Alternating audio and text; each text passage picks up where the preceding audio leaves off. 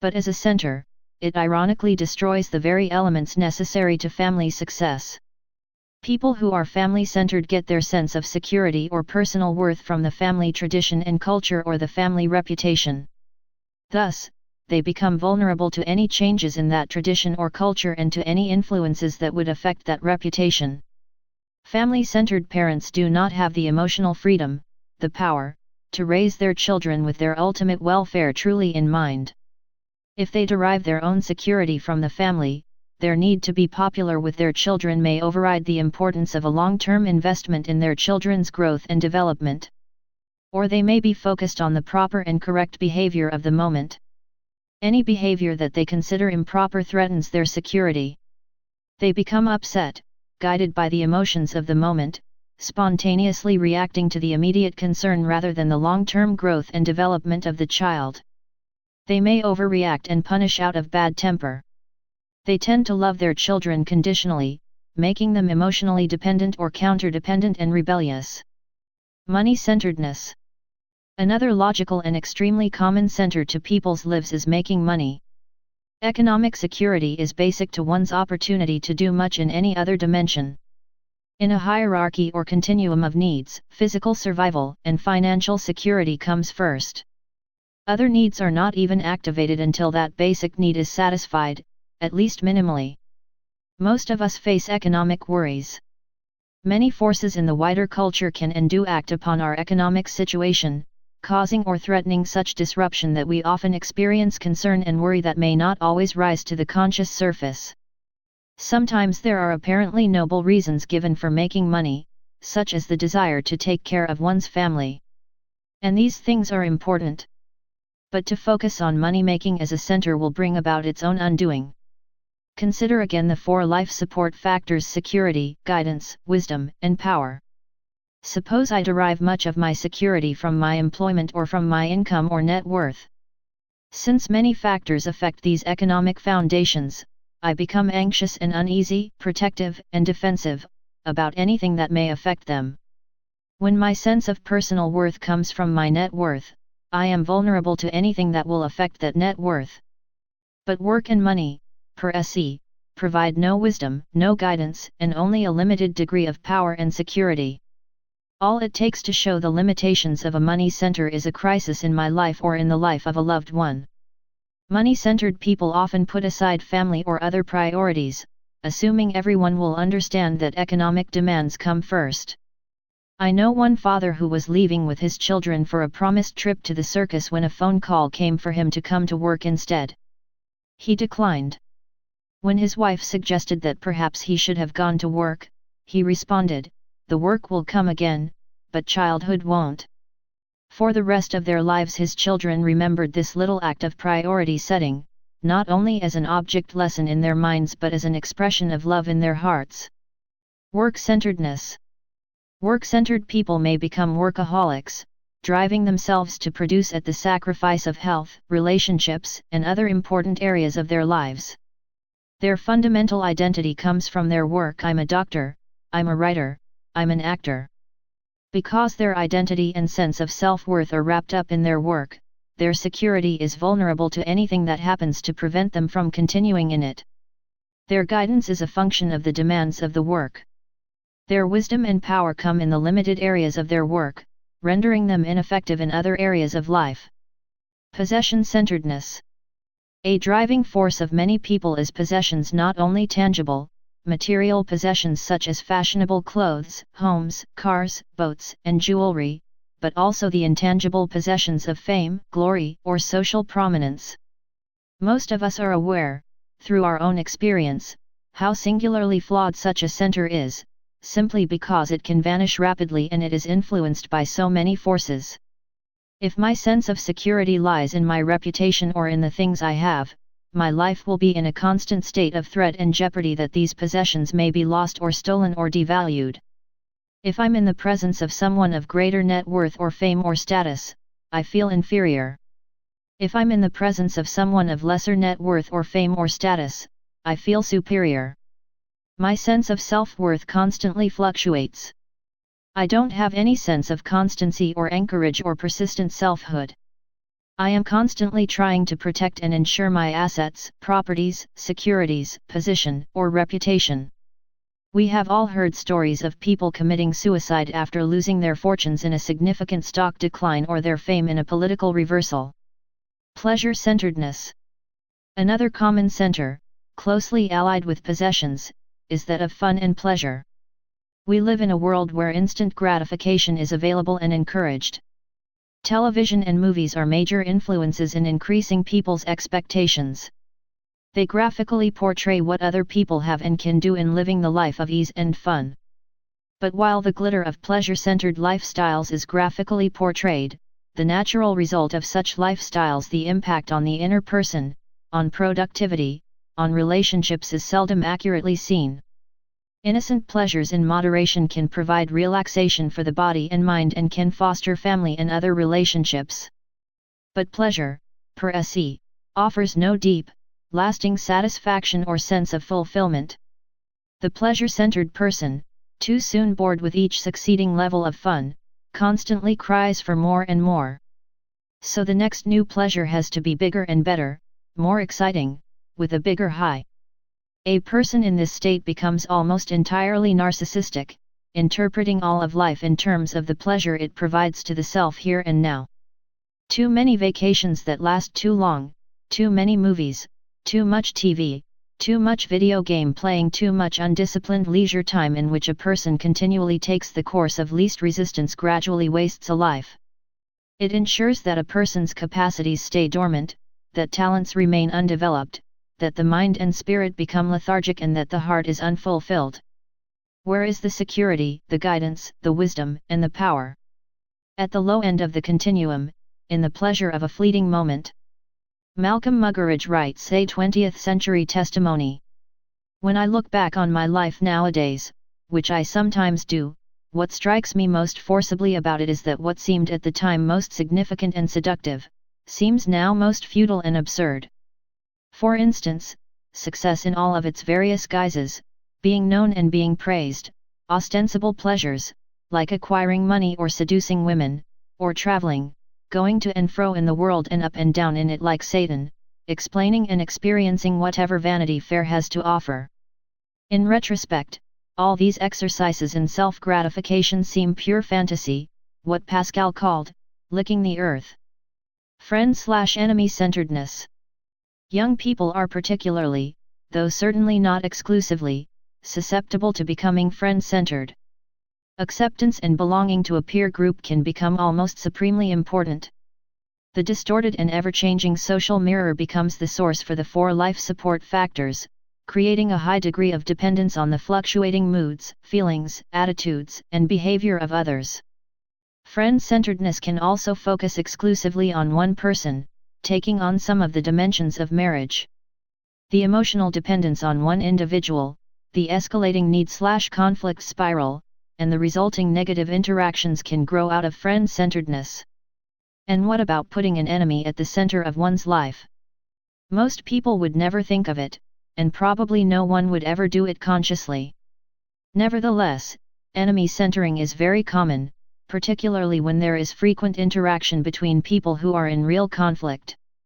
When someone feels he has been unjustly dealt with by an emotionally or socially significant person, it is very easy for him to become preoccupied with the injustice and make the other person the center of his life. Rather than proactively leading his own life, the enemy-centered person is counterdependently reacting to the behavior and attitudes of a perceived enemy. One friend of mine who taught at a university became very distraught because of the weaknesses of a particular administrator with whom he had a negative relationship. He allowed himself to think about the man constantly until eventually it became an obsession. It so preoccupied him that it affected the quality of his relationships with his family, his church, and his working associates. He finally came to the conclusion that he had to leave the university and accept a teaching appointment somewhere else. "Wouldn't you really prefer to teach at this university, if the man were not here?" I asked him. "Yes, I would," he responded. "But as long as he is here, then my staying is too disruptive to everything in life. I have to go." "Why have you made this administrator the center of your life?" I asked him. He was shocked by the question. He denied it. But I pointed out to him that he was allowing one individual and his weaknesses to distort his entire map of life, to undermine his faith and the quality of his relationships with his loved ones. He finally admitted that this individual had had such an impact on him, but he denied that he himself had made all these choices. He attributed the responsibility for the unhappy situation to the administrator. He, himself, he declared, was not responsible. As we talked, little by little, he came to realize that he was indeed responsible, but that because he did not handle this responsibility well, he was being irresponsible. Many divorced people fall into a similar pattern. They are still consumed with anger and bitterness and self-justification regarding an ex-spouse. In a negative sense, psychologically they are still married. They each need the weaknesses of the former partner to justify their accusations. Many older children go through life either secretly or openly hating their parents. They blame them for past abuses, neglect, or favoritism, and they center their adult life on that hatred, living out the reactive, justifying script that accompanies it. The individual who is friend or enemy-centered has no intrinsic security. Feelings of self-worth are volatile, a function of the emotional state or behavior of other people.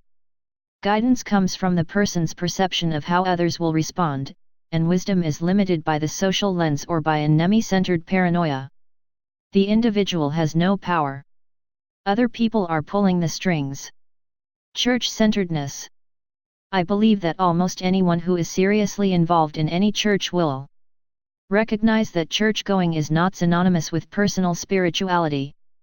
There are some people who get so busy in church worship and projects that they become insensitive to the pressing human needs that surround them, contradicting the very precepts they profess to believe deeply.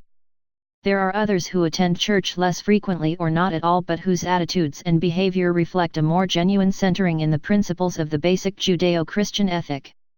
Having participated throughout my life in organized church and community service groups, I have found that attending church does not necessarily mean living the principles taught in those meetings.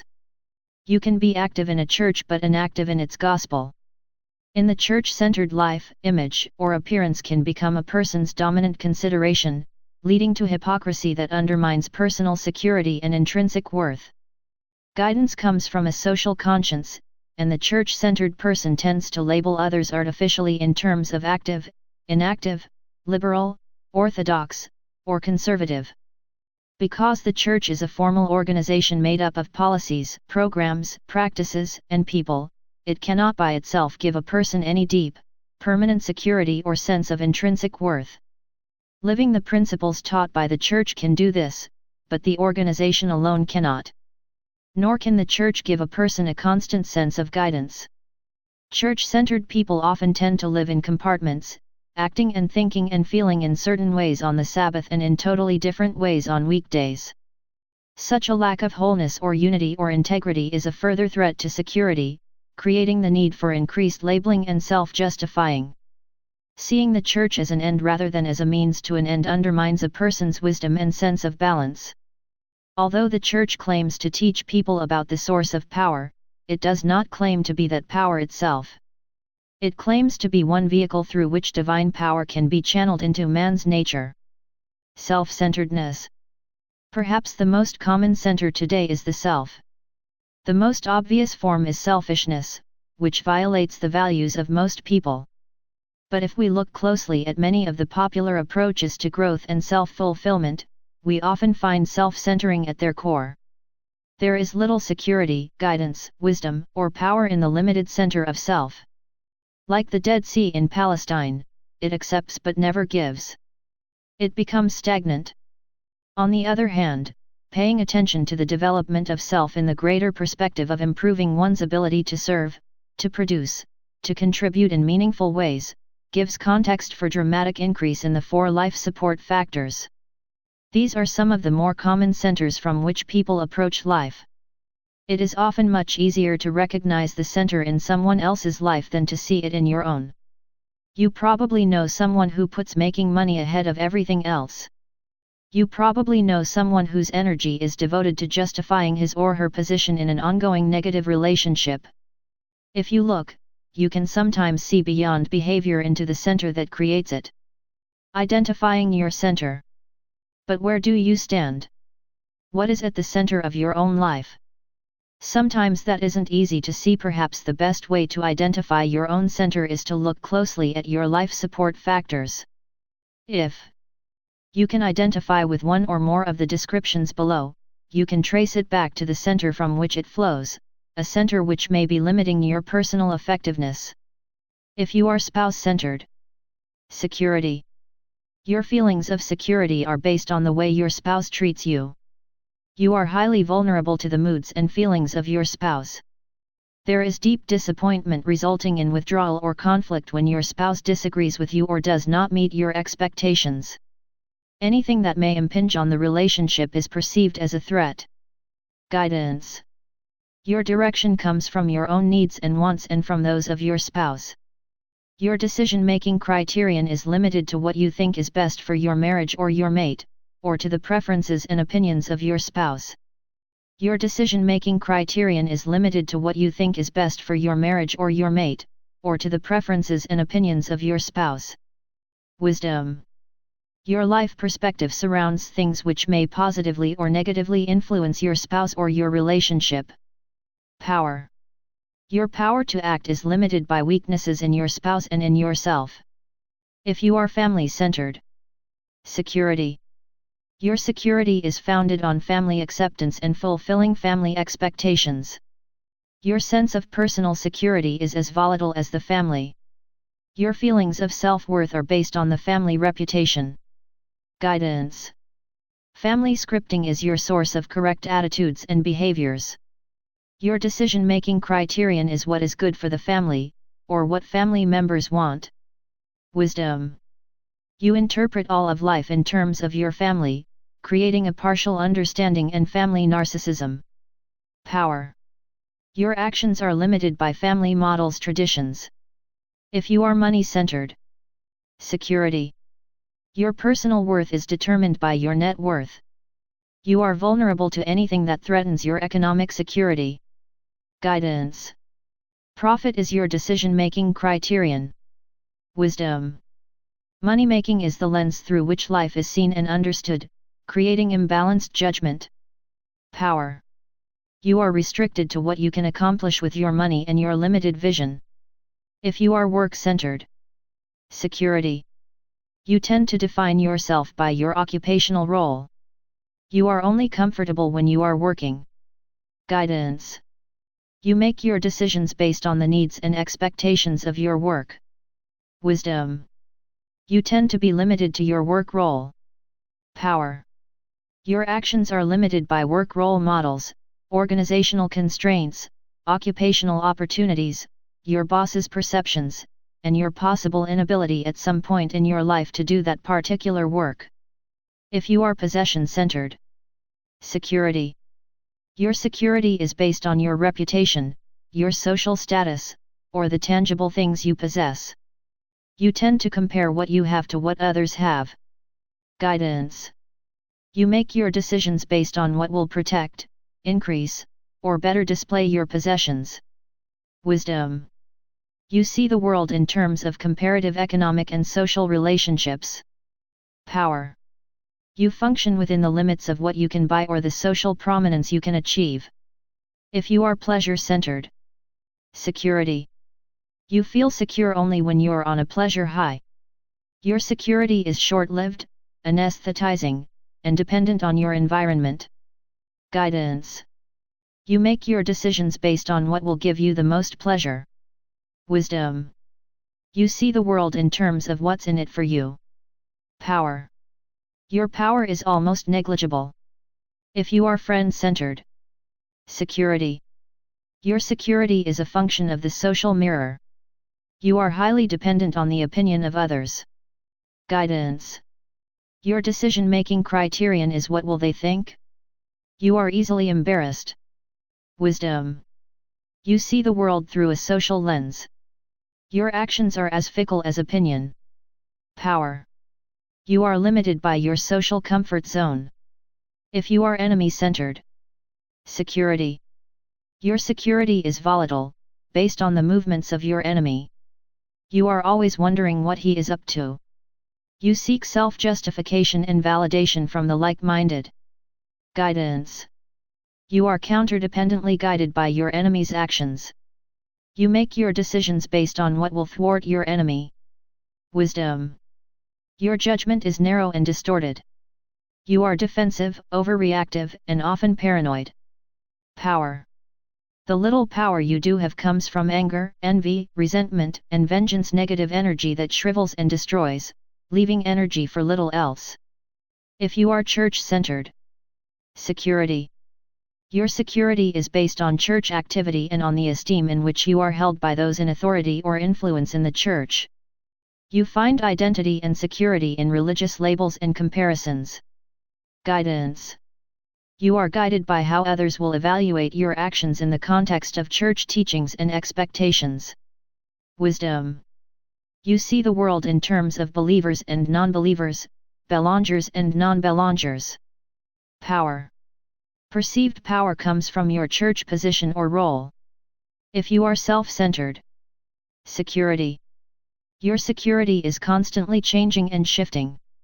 Guidance. Your judgment criteria are, if it feels good. What I want. What I need. What's in it for me. Wisdom. You view the world by how decisions, events, or circumstances will affect you. Power. Your ability to act is limited to your own resources, without the benefits of interdependency. More often than not, a person's center is some combination of these and/or other centers. Most people are very much a function of a variety of influences that play upon their lives. Depending on external or internal conditions, one particular center may be activated until the underlying needs are satisfied. Then another center becomes the compelling force.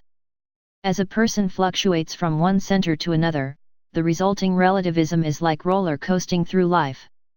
One moment you're high, the next moment you're low, making efforts to compensate for one weakness by borrowing strength from another weakness. There is no consistent sense of direction, no persistent wisdom, no steady power supply or sense of personal, intrinsic worth and identity. The ideal, of course, is to create one clear center from which you consistently derive a high degree of security, guidance, wisdom, and power, empowering your proactivity and giving congruency and harmony to every part of your life. A principle center. By centering our lives on correct principles, we create a solid foundation for development of the 4 life support factors. Our security comes from knowing that, unlike other centers based on people or things which are subject to frequent and immediate change, correct principles do not change. We can depend on them. Principles don't react to anything. They won't divorce us or run away with our best friend. They aren't out to get us. They can't pave our way with shortcuts and quick fixes. They don't depend on the behavior of others, the environment, or the current fad for their validity. Principles don't die. They aren't here one day and gone the next. They can't be destroyed by fire, earthquake, or theft. Principles are deep, fundamental truths, classic truths, generic common denominators.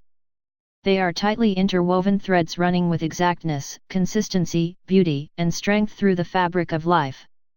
Even in the midst of people or circumstances that seem to ignore the principles, we can be secure in the knowledge that principles are bigger than people or circumstances, and that thousands of years of history have seen them triumph, time and time again.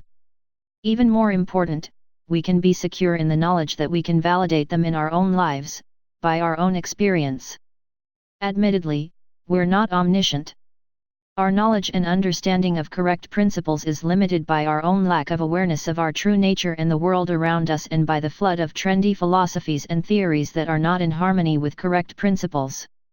These ideas will have their season of acceptance, but, like many before them, they won't endure because they're built on false foundations. We are limited, but we can push back the borders of our limitations. An understanding of the principle of our own growth enables us to search out correct principles with the confidence that the more we learn, the more clearly we can focus the lens through which we see the world. The principles don't change, our understanding of them does. The wisdom and guidance that accompany principle-centered living come from correct maps, from the way things really are, have been, and will be. Correct maps enable us to clearly see where we want to go and how to get there. We can make our decisions using the correct data that will make their implementation possible and meaningful. The personal power that comes from principle-centered living is the power of a self-aware, knowledgeable, proactive individual, unrestricted by the attitudes, behaviors, and actions of others or by many of the circumstances and environmental influences that limit other people. The only real limitation of power is the natural consequences of the principles themselves. We are free to choose our actions, based on our knowledge of correct principles, but we are not free to choose the consequences of those actions. Remember, if you pick up one end of the stick, you pick up the other. Principles always have natural consequences attached to them. There are positive consequences when we live in harmony with the principles.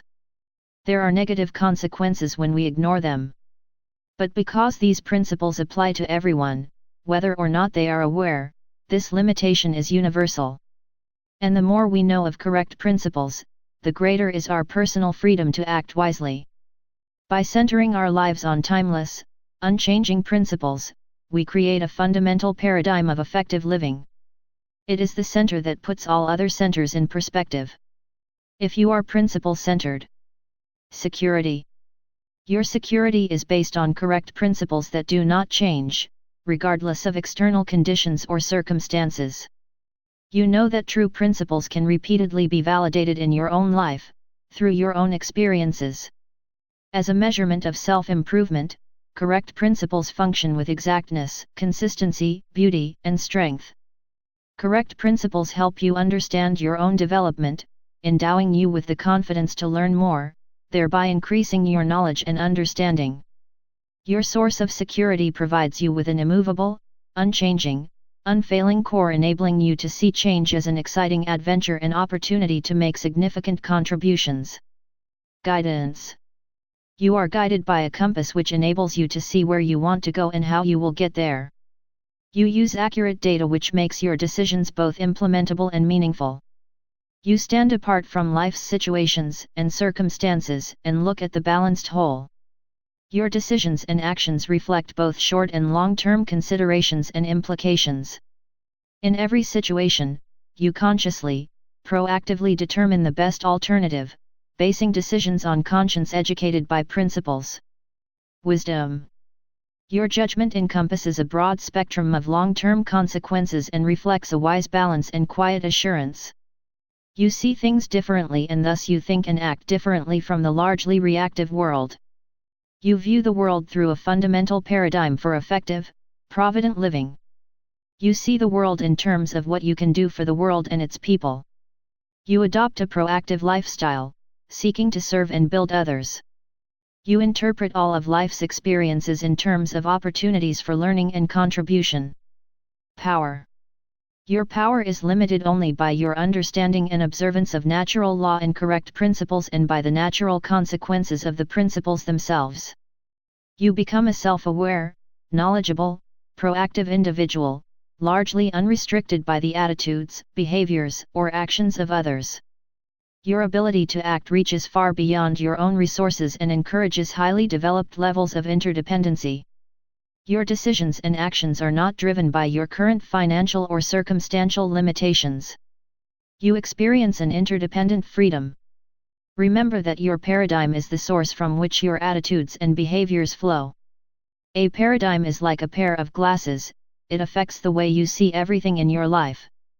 If you look at things through the paradigm of correct principles, what you see in life is dramatically different from what you see through any other centered paradigm. I have included in the appendix section of this book a detailed chart which shows how each center we've discussed might possibly affect the way you see everything else. But for a quick understanding of the difference your center makes, let's look at just one example of a specific problem as seen through the different paradigms. As you read, try to put on each pair of glasses. Try to feel the response that flows from the different centers. Suppose tonight you have invited your wife to go to a concert. You have the tickets, she's excited about going. It's 4 o'clock in the afternoon. All of a sudden, your boss calls you into his office and says he needs your help through the evening to get ready for an important meeting at 9 a.m. tomorrow. If you're looking through spouse-centered or family-centered glasses, your main concern will be your wife. You may tell the boss you can't stay and you take her to the concert in an effort to please her.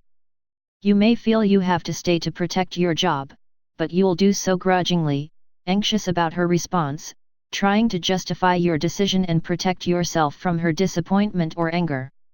If you're looking through a money-centered lens, your main thought will be of the overtime you'll get or the influence working late will have on a potential raise. You may call your wife and simply tell her you have to stay, assuming she'll understand that economic demands come first. If you're work-centered, you may be thinking of the opportunity. You can learn more about the job. You can make some points with the boss and further your career. You may give yourself a pat on the back for putting hours well beyond what is required, evidence of what a hard worker you are. Your wife should be proud of you. If you're possession-centered, you might be thinking of the things the overtime income could buy. Or you might consider what an asset to your reputation at the office it would be if you stayed. Everyone would hear tomorrow how noble, how sacrificing and dedicated you are. If you're pleasure-centered, you'll probably can the work and go to the concert, even if your wife would be happy for you to work late. You deserve a night out. If you're friend-centered, your decision would be influenced by whether or not you had invited friends to attend the concert with you. Or whether your friends at work were going to stay late, too. If you're enemy-centered, you may stay late because you know it will give you a big edge over that person in the office who thinks he's the company's greatest asset. While he's off having fun, you'll be working and slaving, doing his work and yours, sacrificing your personal pleasure for the good of the company he can so blithely ignore. If you're church-centered, you might be influenced by plans other church members have to attend the concert, by whether or not any church members work at your office, or by the nature of the concert Handel's Messiah might rate higher in priority than a rock concert. Your decision might also be affected by what you think a good church member would do and by whether you view the extra work as service or seeking after material wealth. If you're self-centered, you'll be focused on what will do you the most good. Would it be better for you to go out for the evening? Or would it be better for you to make a few points with the boss? How the different options affect you will be your main concern. As we consider various ways of looking at a single event, is it any wonder that we have young lady/old lady perception problems in our interactions with each other? Can you see how fundamentally our centers affect us? Right down to our motivations, our daily decisions, our actions, or, in too many cases, our reactions, our interpretations of events? That's why understanding your own center is so important. And if that center does not empower you as a proactive person, it becomes fundamental to your effectiveness to make the necessary paradigm shifts to create a center that will. As a principle-centered person, you try to stand apart from the emotion of the situation and from other factors that would act on you, and evaluate the option. Looking at the balanced whole, the work needs, the family needs, other needs that may be involved and the possible implications of the various alternative decisions, you'll try to come up with the best solution, taking all factors into consideration. Whether you go to the concert or stay and work is really a small part of an effective decision. You might make the same choice with a number of other centers. But there are several important differences when you are coming from a principle-centered paradigm. First, you are not being acted upon by other people or circumstances. You are proactively choosing what you determine to be the best alternative. You make your decisions consciously and knowledgeably. Second, you know your decision is most effective because it is based on principles with predictable long-term results. Third, what you choose to do contributes to your ultimate values in life. Staying at work to get the edge on someone at the office is an entirely different evening in your life from staying because you value your boss's effectiveness and you genuinely want to contribute to the company's welfare. The experiences you have as you carry out your decisions take on quality and meaning in the context of your life as a whole. Fourth, you can communicate to your wife and your boss within strong networks you've created in your interdependent relationships. Because you are independent, you can be effectively interdependent. You might decide to delegate what is delegable and come in early the next morning earth to do the rest. And finally, you'll feel comfortable about your decision. Whatever you choose to do, you can focus on it and enjoy it. As a principle-centered person, you see things differently. And because you see things differently, you think differently, you act differently. Because you have a high degree of security, guidance, wisdom, and power that flows from a solid, unchanging core, you have the foundation of a highly proactive and highly effective life. Writing and using a personal mission statement. As we go deeply within ourselves, as we understand and realign our basic paradigms to bring them in harmony with correct principles, we create both an effective, empowering center and a clear lens through which we can see the world. We can then focus that lens on how we, as unique individuals, relate to that world. Frankl says we detect rather than invent our missions in life. I like that choice of words. I think each of us has an internal monitor or sense, a conscience, that gives us an awareness of our own uniqueness and the singular contributions that we can make. In Frankl's words, everyone has his own specific vocation or mission in life. Therein he cannot be replaced, nor can his life be repeated. Thus, everyone's task is as unique as is his specific opportunity to implement it. In seeking to give verbal expression to that uniqueness, we are again reminded of the fundamental importance of proactivity and of working within our circle of influence. To seek some abstract meaning to our lives out in our circle of concern is to abdicate our proactive responsibility, to place our own first creation in the hands of circumstance and other people. Our meaning comes from within. Again, in the words of Frankl, ultimately, man should not ask what the meaning of his life is, but rather must recognize that it is he who is asked. In a word, each man is questioned by life, and he can only answer to life by answering for his own life. To life he can only respond by being responsible. Personal responsibility, or proactivity, is fundamental to the first creation. Returning to the computer metaphor, Habit 1 says you are the programmer. Habit 2, then, says, write the program. Until you accept the idea that you are responsible, that you are the programmer, you won't really invest in writing the program. As proactive people, we can begin to give expression to what we want to be and to do in our lives. We can write a personal mission statement, a personal constitution. A mission statement is not something you write overnight. It takes deep introspection, careful analysis, thoughtful expression, and often many rewrites to produce it in final form. It may take you several weeks or even months before you feel really comfortable with it, before you feel it is a complete and concise expression of your innermost values and directions. Even then, you will want to review it regularly and make minor changes as the years bring additional insights or changing circumstances. But fundamentally, your mission statement becomes your constitution, the solid expression of your vision and values. It becomes the criterion by which you measure everything else in your life. I recently finished reviewing my own mission statement, which I do fairly regularly. Sitting on the edge of a beach, alone, at the end of a bicycle ride, I took out my organizer and hammered it out. It took several hours, but I felt a sense of clarity, a sense of organization and commitment, a sense of exhilaration and freedom. I find the process is as important as the product. Writing or reviewing a mission statement changes you because it forces you to think through your priorities deeply, carefully, and to align your behavior with your beliefs. As you do, other people begin to sense that you are not being driven by everything that happens to you. You have a sense of mission about what you are trying to do and you are excited about it. Using your whole brain. Our self-awareness empowers us to examine our own thoughts. This is particularly helpful in creating a personal mission statement because the two unique human endowments that enable us to practice Habit 2, imagination and conscience, are primarily functions of the right side of the brain. Understanding how to tap into that right brain capacity greatly increases our first creation ability. A great deal of research has been conducted for decades on what has come to be called brain dominance theory. The findings basically indicated that each hemisphere of the brain, left and right, tends to specialize in and preside over different functions, process different kinds of information, and deal with different kinds of problems. Essentially, the left hemisphere is the more logical/verbal one and the right hemisphere the more intuitive, creative one. The left deals with words, the right with pictures, the left with parts and specifics, the right with wholes and the relationship between the parts. The left deals with analysis, which means to break apart, the right with synthesis, which means to put together.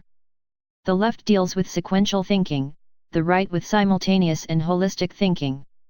The left is time-bound, the right is time-free. Although people use both sides of the brain, one side or the other generally tends to be dominant in each individual. Of course, the ideal would be to cultivate and develop the ability to have good crossover between both sides of the brain so that a person could first sense what the situation called for and then use the appropriate tool to deal with it. But people tend to stay in the comfort zone of their dominant hemisphere and process every situation according to either a right or left brain preference. In the words of Abraham Maslow, he that is good with a hammer tends to think everything is a nail. This is another factor that affects the young lady/old lady perception difference. Right brain and left brain people tend to look at things in different ways. We live in a primarily left brain dominant world, where words and measurement and logic are enthroned, and the more creative, intuitive, sensing, artistic aspect of our nature is often subordinated.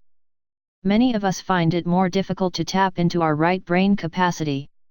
Admittedly, this description is oversimplified and new studies will undoubtedly throw more light on brain functioning. But the point here is that we are capable of performing many different kinds of thought processes and we barely tap our potential. As we become aware of its different capacities, we can consciously use our minds to meet specific needs in more effective ways. 2 ways to tap the right brain. If we use the brain dominance theory as a model, it becomes evident that the quality of our first creation is significantly impacted by our ability to use our creative right brain. The more we are able to draw upon our right brain capacity, the more fully we will be able to visualize, to synthesize, to transcend time and present circumstances, to project a holistic picture of what we want to do and to be in life. Expand perspective. Sometimes we are knocked out of our left brain environment and thought patterns and into the right brain by an unplanned experience. The death of a loved one, a severe illness, a financial setback, or extreme adversity can cause us to stand back, look at our lives, and ask ourselves some hard questions. What's really important? Why am I doing what I'm doing? But if you're proactive, you don't have to wait for circumstances or other people to create perspective-expanding experiences. You can consciously create your own. There are a number of ways to do this. Through the powers of your imagination, you can visualize your own funeral, as we did at the beginning of this chapter. Write your own eulogy. Actually write it out. Be specific. You can visualize your 25th and then your 50th wedding anniversary. Have your spouse visualize this with you. Try to capture the essence of the family relationship you want to have created through your day-by-day investment over a period of that many years. You can visualize your retirement from your present occupation. What contributions, what achievements will you want to have made in your field? What plans will you have after retirement? Will you enter a second career? Expand your mind. Visualize in rich detail. Involve as many emotions and feelings as possible. Involve as many of the senses as you can. I have done similar visualization exercises with some of my university classes. Assume you only have this one semester to live, I tell my students, and that during this semester you are to stay in school as a good student. Visualize how you would spend your semester. Things are suddenly placed in a different perspective. Values quickly surface that before weren't even recognized. I have also asked students to live with that expanded perspective for a week and keep a diary of their experiences. The results are very revealing. They start writing to parents to tell them how much they love and appreciate them. They reconcile with a brother, a sister, a friend where the relationship has deteriorated. The dominant, central theme of their activities, the underlying principle, is love. The futility of bad-mouthing, bad thinking, put-downs, an accusation becomes very evident when they think in terms of having only a short time to live. Principles and values become more evident to everybody. There are a number of techniques using your imagination that can put you in touch with your values. But the net effect of every one I have ever used is the same. When people seriously undertake to identify what really matters most to them in their lives, what they really want to be and to do, they become very reverent. They start to think in larger terms than today and tomorrow. Visualization and affirmation. Personal leadership is not a singular experience. It doesn't begin and end with the writing of a personal mission statement. It is, rather, the ongoing process of keeping your vision and values before you and aligning your life to be congruent with those most important things. And in that effort, your powerful right brain capacity can be a great help to you on a daily basis as you work to integrate your personal mission statement into your life. It's another application of begin with the end in mind. Let's go back to an example we mentioned before. Suppose I am a parent who really deeply loves my children. Suppose I identify that as one of my fundamental values in my personal mission statement. But suppose, on a daily basis, I have trouble overreacting. I can use my right brain power of visualization to write an affirmation that will help me become more congruent with my deeper values in my daily life. A good affirmation has 5 basic ingredients: it's personal, it's positive, it's present tense, it's visual, and it's emotional. So I might write something like this: it is deeply satisfying, emotional, that I, personal, respond, present tense, with wisdom, love, firmness, and self-control, positive, when my children misbehave. Then I can visualize it. I can spend a few minutes each day and totally relax my mind and body. I can think about situations in which my children might misbehave. I can visualize them in rich detail. I can feel the texture of the chair I might be sitting on, the floor under my feet, the sweater I'm wearing. I can see the dress my daughter has on, the expression on her face. The more clearly and vividly I can imagine the detail, the more deeply I will experience it, the less I will see it as a spectator. Then I can see her do something very specific which normally makes my heart pound and my temper start to flare. But instead of seeing my normal response, I can see myself handle the situation with all the love, the power, the self-control I have captured in my affirmation. I can write the program, write the script, in harmony with my values, with my personal mission statement. And if I do this, day after day my behavior will change.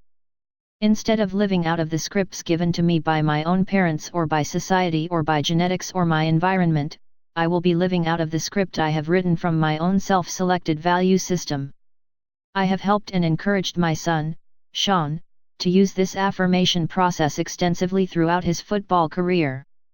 We started when he played quarterback in high school, and eventually, I taught him how to do it on his own. We would try to get him in a very relaxed state of mind through deep breathing and progressive muscle relaxation techniques so that he became very quiet inside. Then I would help him visualize himself right in the heat of the toughest situations imaginable. He would imagine a big blitz coming at him fast. He had to read the blitz and respond. He would imagine giving audibles at the line after reading defenses. He would imagine quick reads with his first receiver, his second receiver, his third receiver. He would imagine options that he normally wouldn't do. At one point in his football career, he told me he was constantly getting uptight. As we talked, I realized that he was visualizing uptightness. So we worked on visualizing relaxation in the middle of the big pressure circumstance. We discovered that the nature of the visualization is very important. If you visualize the wrong thing, you'll produce the wrong thing. Dr. Charles Garfield has done extensive research on peak performers, both in athletics and in business. He became fascinated with peak performance in his work with the NASA program, watching the astronauts rehearse everything on Earth again and again in a simulated environment before they went to space. Although he had a doctorate in mathematics, he decided to go back and get another PhD in the field of psychology and study the characteristics of peak performers. One of the main things his research showed was that almost all of the world-class athletes and other peak performers are visualizers. They see it, they feel it, they experience it before they actually do it. They begin with the end in mind. You can do it in every area of your life. Before a performance, a sales presentation, a difficult confrontation, or the daily challenge of meeting a goal, see it clearly, vividly, relentlessly, over and over again. Create an internal comfort zone. Then, when you get into the situation, it isn't foreign. It doesn't scare you. Your creative, visual right brain is one of your most important assets, both in creating your personal mission statement and in integrating it into your life. There is an entire body of literature and audio and video tapes that deals with this process of visualization and affirmation. Some of the more recent developments in this field include such things as subliminal programming, neurolinguistic programming, and new forms of relaxation and self-talk processes. These all involve explanation, elaboration, and different packaging of the fundamental principles of the first creation. My review of the success literature brought me in contact with hundreds of books on this subject.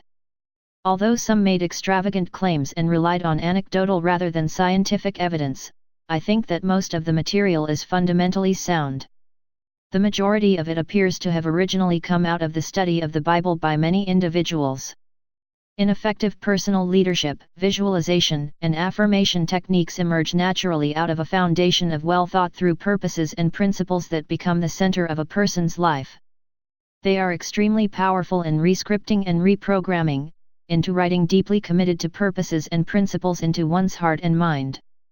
I believe that central to all enduring religions in society are the same principles and practices clothed in different language: meditation, prayer, covenants, ordinances, scripture study, empathy, compassion, and many different forms of the use of both conscience and imagination.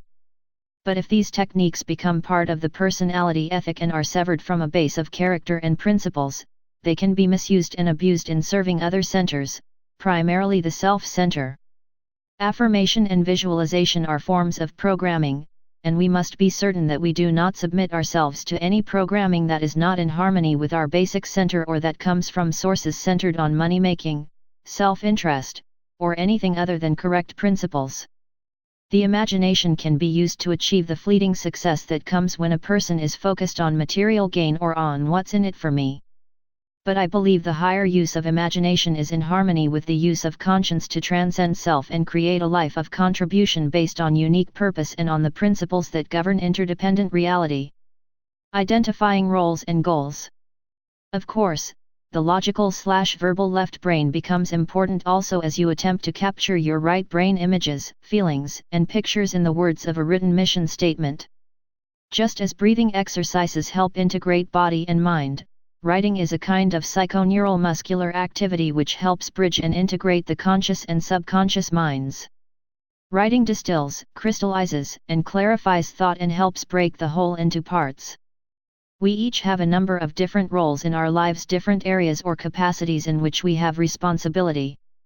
I may, for example, have a role as an individual, a husband, a father, a teacher, a church member, and a businessman. And each of these roles is important. One of the major problems that arises when people work to become more effective in life is that they don't think broadly enough. They lose the sense of proportion, the balance, the natural ecology necessary to effective living. They may get consumed by work and neglect personal health. In the name of professional success, they may neglect the most precious relationships in their lives.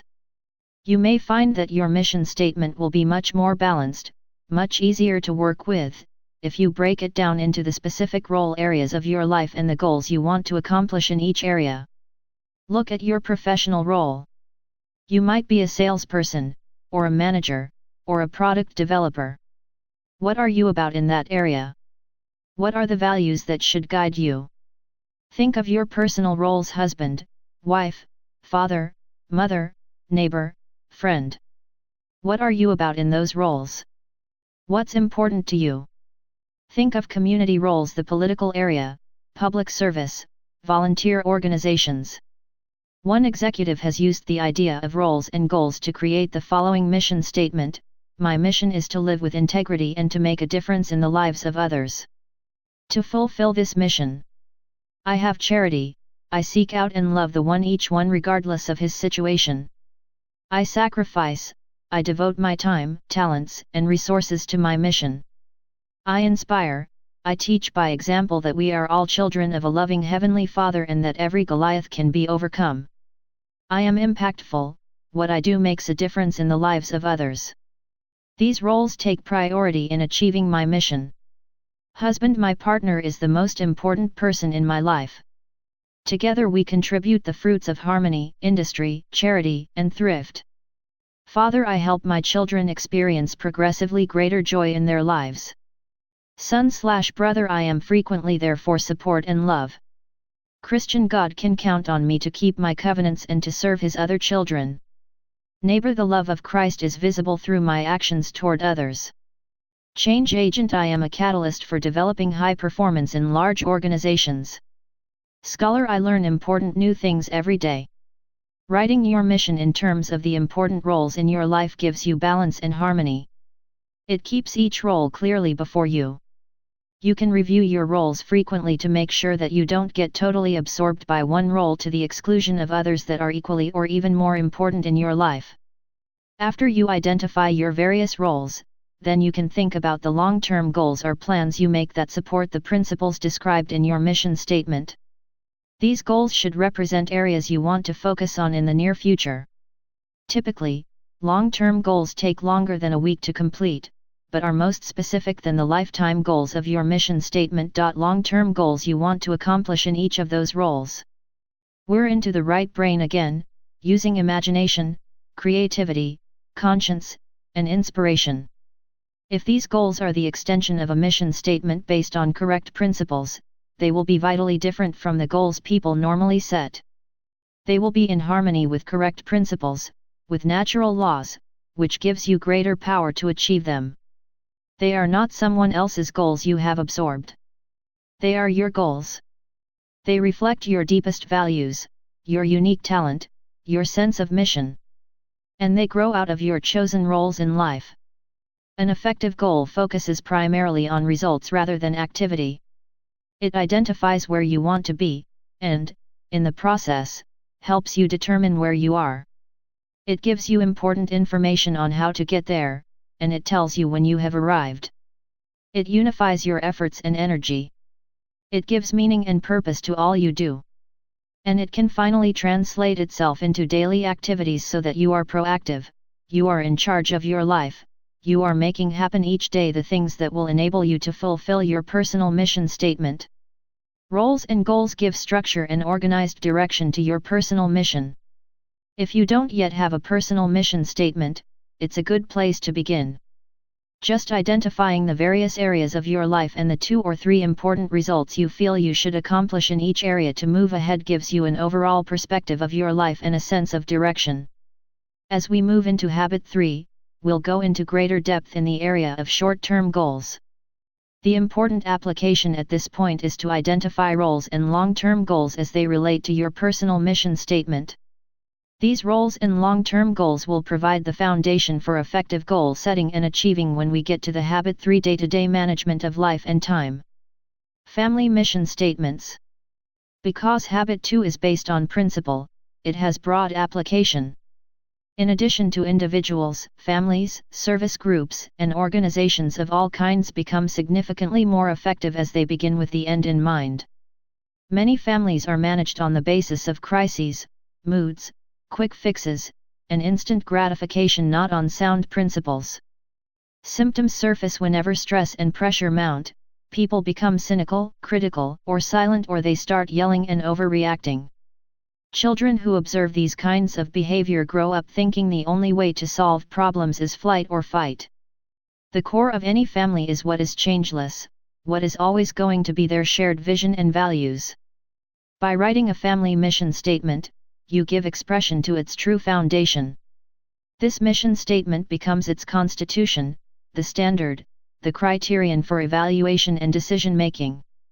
It gives continuity and unity to the family as well as direction. When individual values are harmonized with those of the family, members work together for common purposes that are deeply felt. Again, the process is as important as the product. The very process of writing and refining a mission statement becomes a key way to improve the family.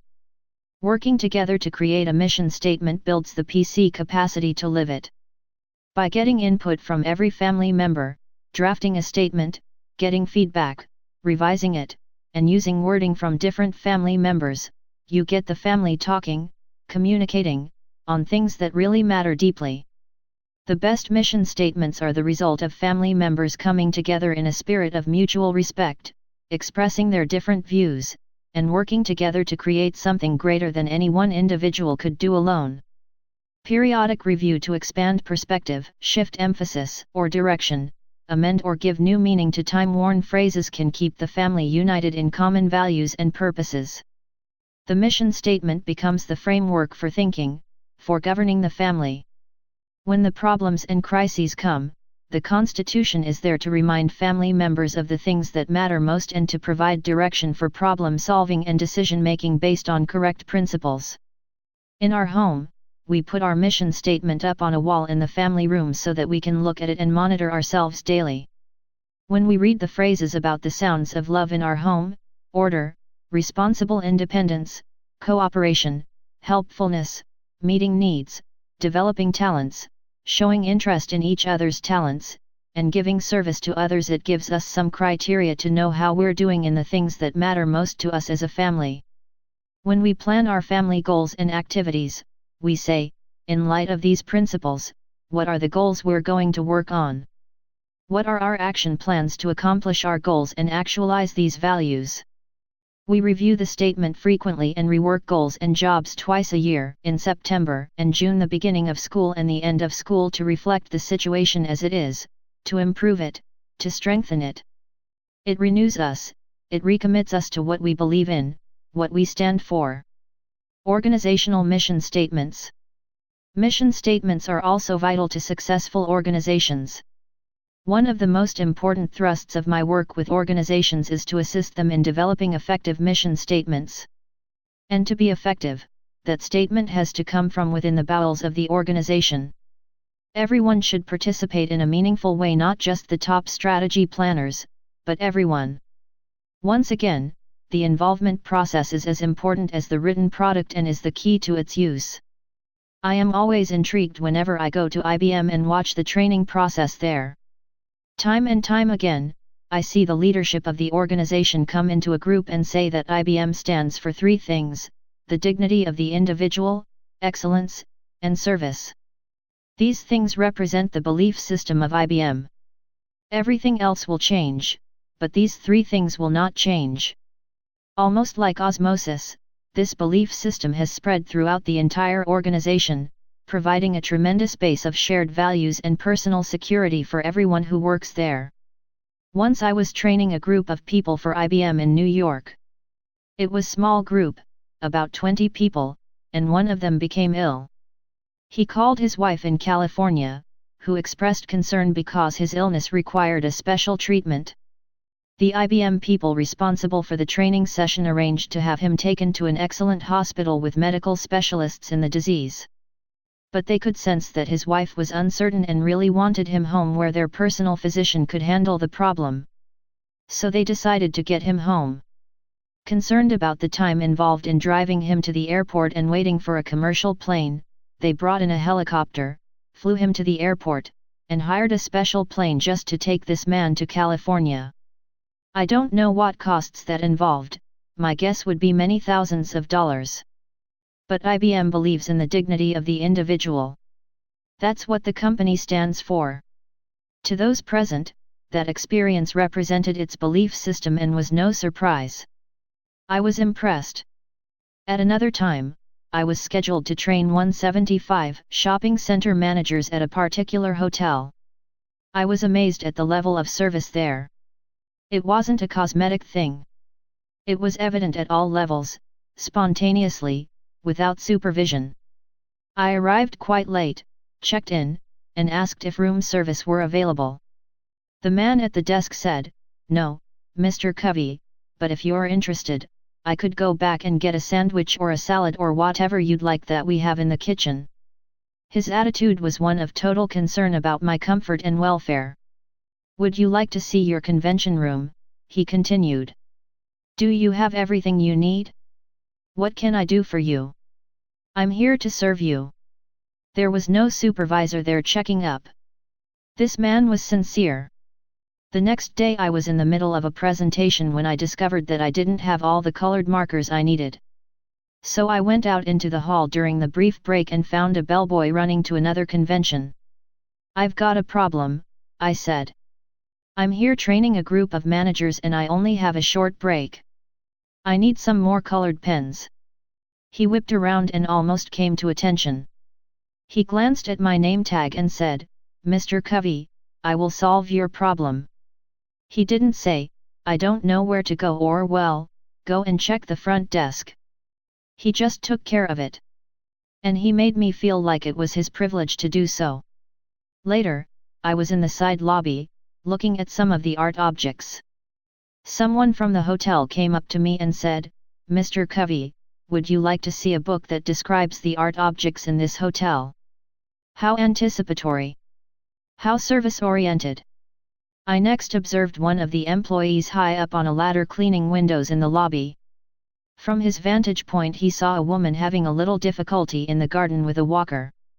She hadn't really fallen, and she was with other people. But he climbed down that ladder, went outside, helped the woman into the lobby and saw that she was properly taken care of. Then he went back and finished cleaning the windows. I wanted to find out how this organization had created a culture where people bought so deeply into the value of customer service. I interviewed housekeepers, waitresses, bellboys in that hotel and found that this attitude had impregnated the minds, hearts, and attitudes of every employee there. I went through the back door into the kitchen, where I saw the central value, uncompromising personalized service. I finally went to the manager and said, my business is helping organizations develop a powerful team character, a team culture. I am amazed at what you have here. Do you want to know the real key? He inquired. He pulled out the mission statement for the hotel chain. After reading it, I acknowledged, that's an impressive statement. But I know many companies that have impressive mission statements. Do you want to see the one for this hotel? He asked. Do you mean you developed one just for this hotel? Yes. Different from the one for the hotel chain? Yes. It's in harmony with that statement, but this one pertains to our situation, our environment, our time. He handed me another paper. Who developed this mission statement? I asked. Everybody, he replied. Everybody? Really, everybody? Yes. Housekeepers? Yes. Waitresses? Yes. Desk clerks? Yes. Do you want to see the mission statement written by the people who greeted you last night? He pulled out a mission statement that they, themselves, had written that was interwoven with all the other mission statements. Everyone, at every level, was involved. The mission statement for that hotel was the hub of a great wheel. It spawned the thoughtful, more specialized mission statements of particular groups of employees. It was used as the criterion for every decision that was made. It clarified what those people stood for, how they related to the customer, how they related to each other. It affected the style of the managers and the leaders. It affected the compensation system. It affected the kind of people they recruited and how they trained and developed them. Every aspect of that organization, essentially, was a function of that hub, that mission statement. I later visited another hotel in the same chain, and the first thing I did when I checked in was to ask to see their mission statement, which they promptly gave me. At this hotel, I came to understand the motto uncompromising personalized service a little more. For a 3-day period, I watched every conceivable situation where service was called for. I always found that service was delivered in a very impressive, excellent way. But it was always also very personalized. For instance, in the swimming area I asked the attendant where the drinking fountain was. He walked me to it. But the thing that impressed me the very most was to see an employee, on his own, admit a mistake to his boss. We ordered room service, and were told when it would be delivered to the room. On the way to our room, the room service person spilled the hot chocolate, and it took a few extra minutes to go back and change the linen on the tray and replace the drink. So the room service was about 15 minutes late, which was really not that important to us. Nevertheless, the next morning the room service manager phoned us to apologize and invited us to have either the buffet breakfast or a room service breakfast, compliments of the hotel, to in some way compensate for the inconvenience.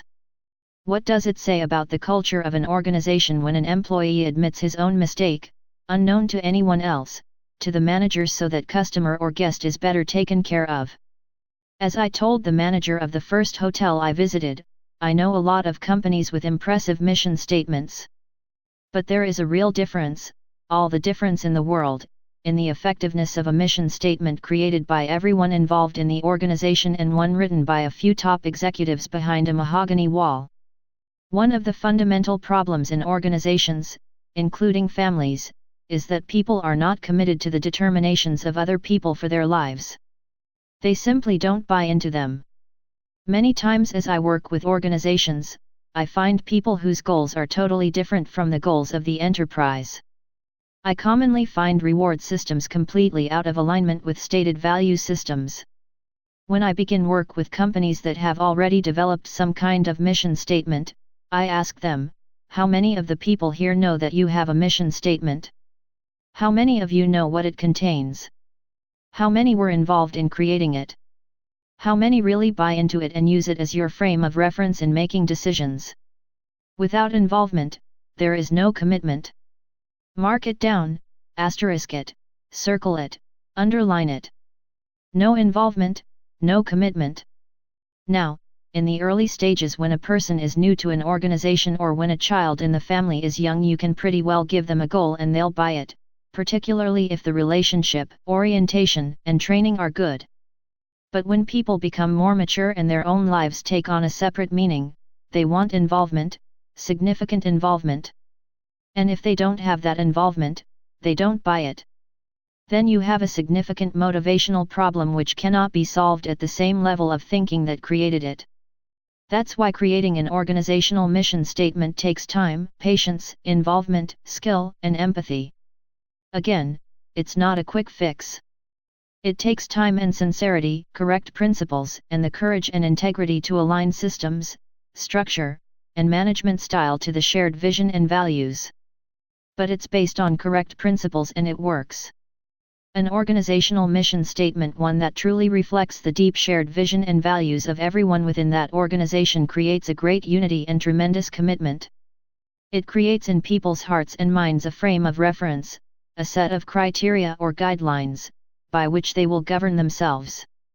They don't need someone else directing, controlling, criticizing, or taking cheap shots. They have bought into the changeless core of what the organization is about. Application suggestions. 1. Take the time to record the impressions you had in the funeral visualization at the beginning of this chapter. You may want to use the chart below to organize your thoughts. 2. Take a few moments and write down your roles as you now see them. Are you satisfied with that mirror image of your life? 3. Set up time to completely separate yourself from daily activities and to begin work on your personal mission statement.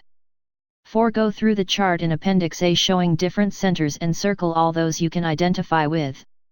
Do they form a pattern for the behavior in your life? Are you comfortable with the implications of your analysis?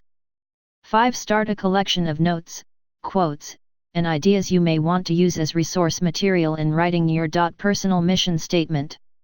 6. Identify a project you will be facing in the near future and apply the principles of mental creation. Write down the results you desire and what steps will lead to those results. 7. Share the principles of Habit 2 with your family or work group and suggest that together you begin the process of developing a family or group mission statement. Habit 3. Put first things first. Trademark principles of personal management. Things which matter most must never be at the mercy of things which matter least. Goeth. Will you take just a moment and write down a short answer to the following 2 questions? Your answers will be important to you as you begin work on Habit 3. Question 1. What one thing could you do, you aren't doing now, that if you did on a regular basis, would make a tremendous positive difference in your personal life? Question 2.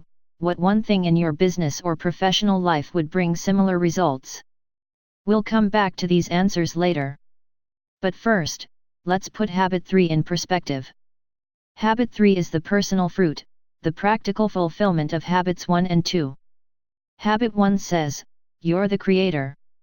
You are in charge.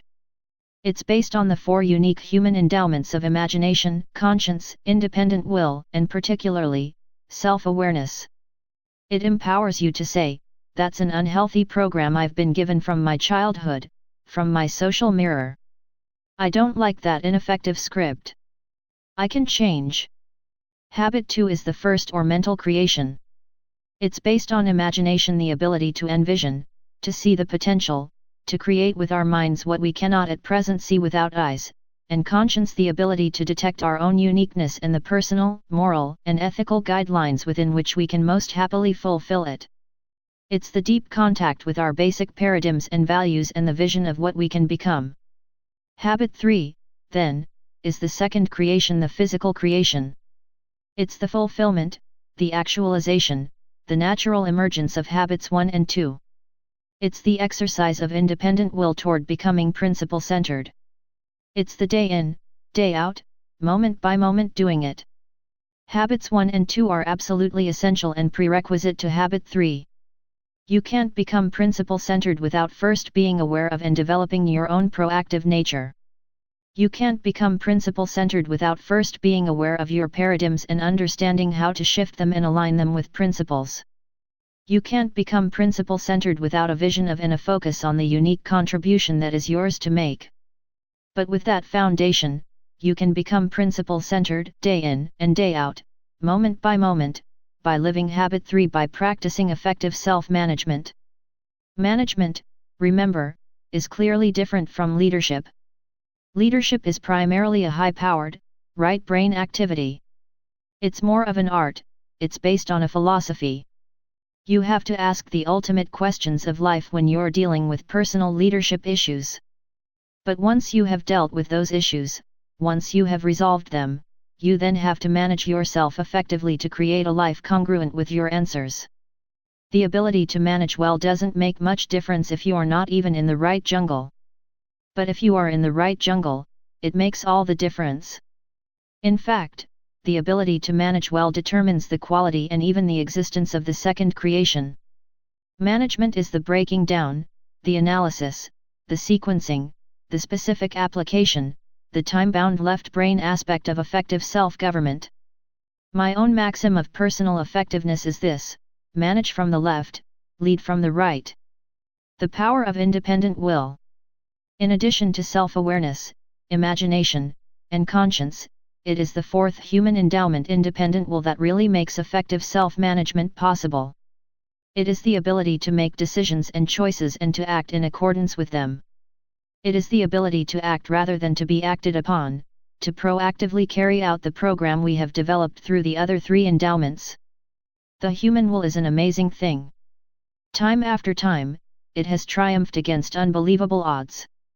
The Helen Kellers of this world give dramatic evidence to the value, the power of the independent will. But as we examine this endowment in the context of effective self-management, we realize it's usually not the dramatic, the visible, the once-in-a-lifetime, up-by-the-bootstraps effort that brings enduring success. Empowerment comes from the learning how to use this great endowment in the decisions we make every day. The degree to which we have developed our independent will in our everyday lives is measured by our personal integrity. Integrity is, fundamentally, the value we place on ourselves. It's our ability to make and keep commitments to ourselves, to walk our talk. It's honor with self, a fundamental part of the character ethic, the essence of proactive growth. Effective management is putting first things first. While leadership decides what first things are, it is management that puts them first, day by day, moment by moment. Carrying it out. Management is discipline. Discipline derives from disciple to a philosophy, disciple to a set of principles, disciple to a set of values, disciple to an overriding purpose, to a superordinate goal or a person who represents that goal. In other words, if you are an effective manager of yourself, your discipline comes from within, it is a function of your independent will. You are a disciple, a follower, of your own deep values and their source.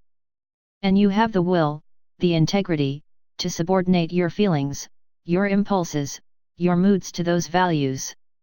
One of my favorite essays is The Common Denominator of Success, written by E.M. Gray. He spent his life searching for the one denominator that all successful people share. He found it wasn't hard work, good luck, or astute human relations, though those were all important. The one factor that seemed to transcend all the rest embodies the essence of habit 3, putting first things first. The successful person has the habit of doing the things failures don't like to do, he observed. They don't like doing them either necessarily. But their disliking is subordinated to the strength of their purpose. That subordination requires a purpose, a mission, a habit 2 clear sense of direction and value, a burning yes, inside that makes it possible to say no to other things.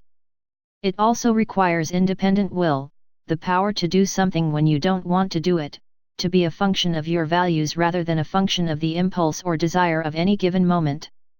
It's the power to act with integrity to your proactive first creation. 4 generations of time management. In Habit 3 we are dealing with many of the questions addressed in the field of life and time management.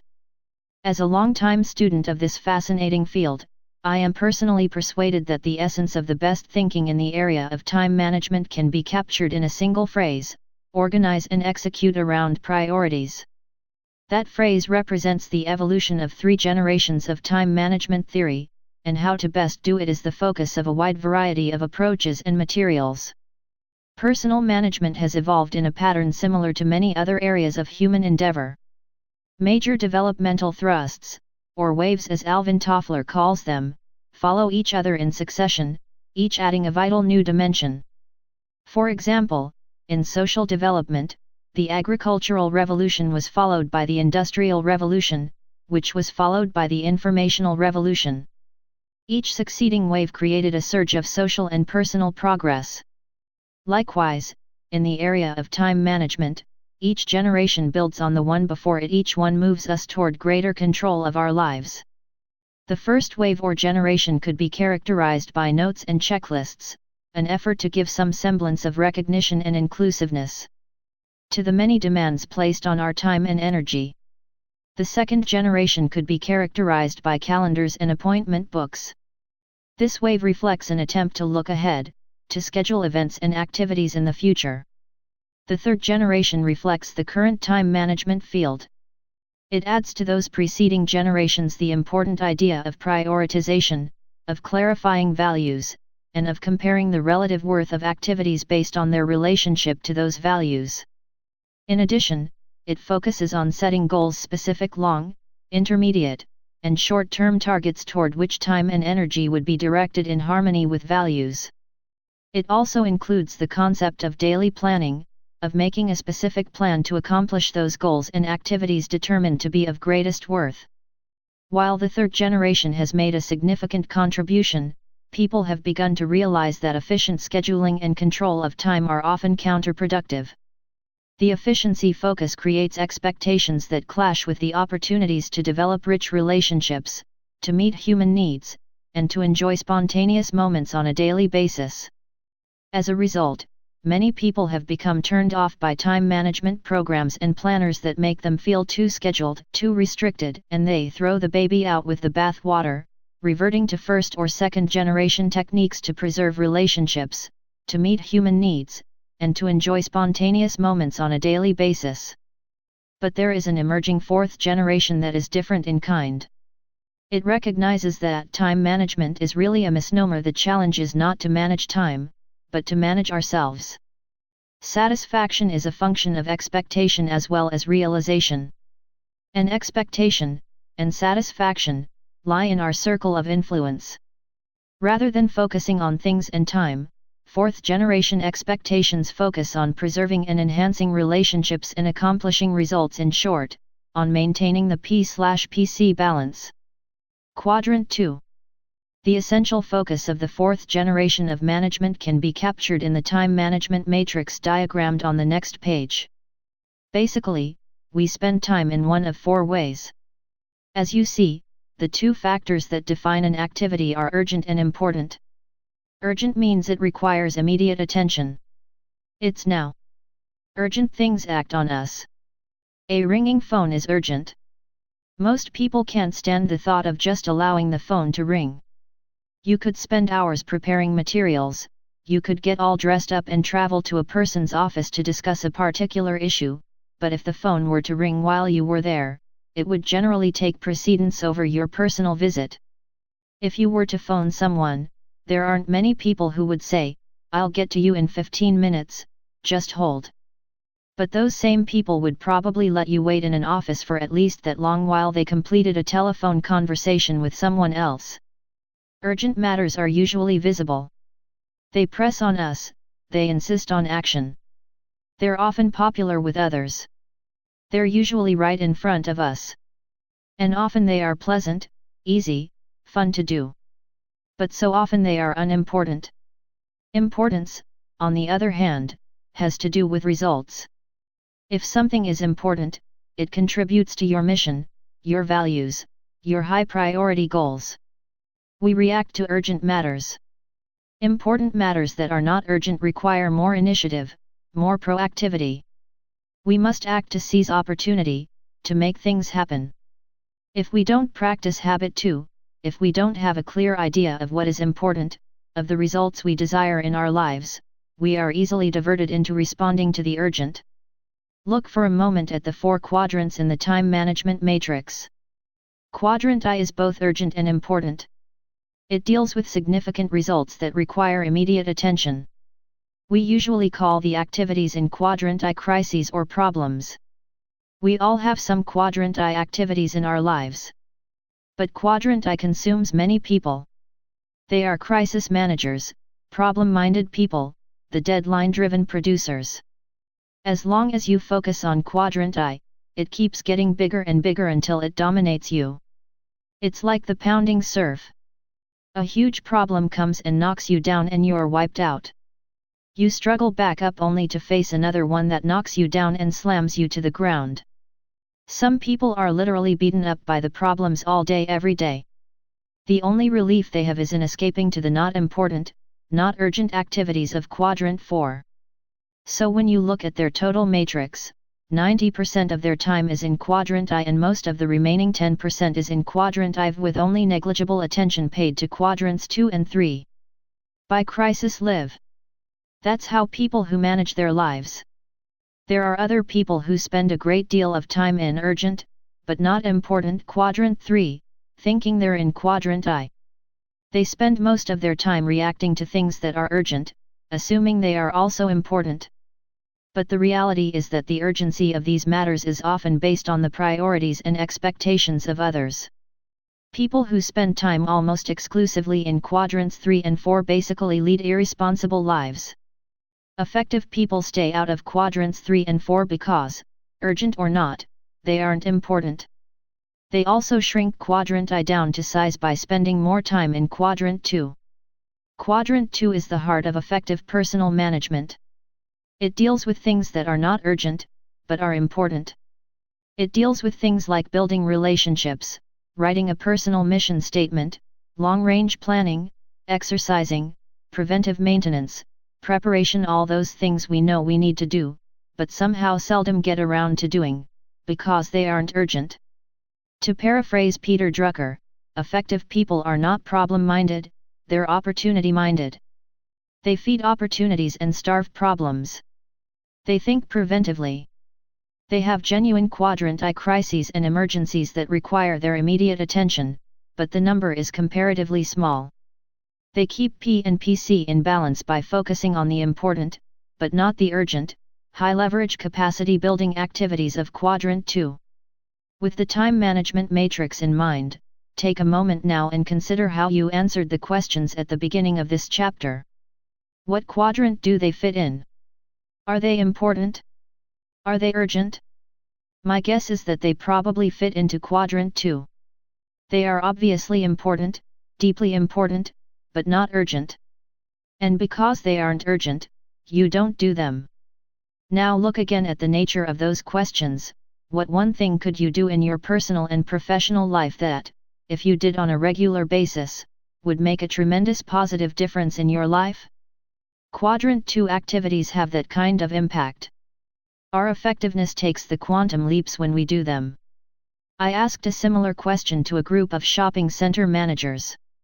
If you were to do one thing in your professional work that you know would have enormously positive effects on the results, what would it be?